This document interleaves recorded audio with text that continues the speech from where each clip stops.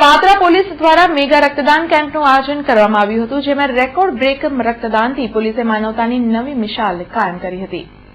પાદરામાં આજરોજ પાદરા પોલીસ દ્વારા રક્તદાન શિબિરનું આયોજન કરવામાં આવ્યું હતું, જેમાં સવારે 9 કલાકે કોઠારી સ્વામીના હસ્તે કરવામાં આવ્યું હતું. સવારે 9 કલાકથી રક્તદાન શિબિરને ખુલ્લું મૂકવામાં આવ્યું હતું, જેમાં સવારથી જ લોકોની ભારે ભીડ જોવા મળી હતી. આ રક્તદાન શિબિરમાં અલગ અલગ 3 શાખાઓને બોલાવવામાં આવી હતી.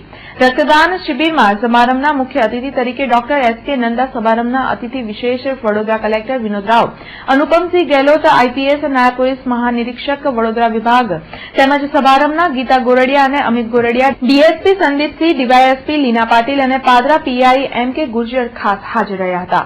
સાથે જ આ પ્રસંગને મનાવવા માટે પાદરા તાલુકા પંચાયતના હોલમાં સભા રાખવામાં આવી હતી, જેમાં ડોક્ટર એસ.કે. નંદાના હસ્તે 15 વખતથી વધારે રક્તદાન કરેલ લોકોને સન્માનિત કરવામાં આવ્યા હતા, જેમાં સૌપ્રથમ સ્થાન મેળવનાર પાદરા પીઆઈ એમ.કે. ગુર્જરને 45 વખત રક્તદાન કરવા બદલ સન્માનિત કરવામાં આવ્યા હતા. રક્તદાન શિબિરના અંતમાં ડોક્ટર એસ.કે. નંદાને ત્રાજવામાં લોહીની બોટલો દ્વારા તોલવામાં આવ્યા હતા અને રેકોર્ડ બ્રેક કરતા પાદરા પોલીસ દ્વારા પાદરા તાલુકામાં સૌપ્રથમ વખત માત્ર 5 થી 6 કલાક ચાલેલા રક્તદાન શિબિરમાં 571 બોટલો રક્તદાન એકત્રિત કરવામાં આવ્યું હતું.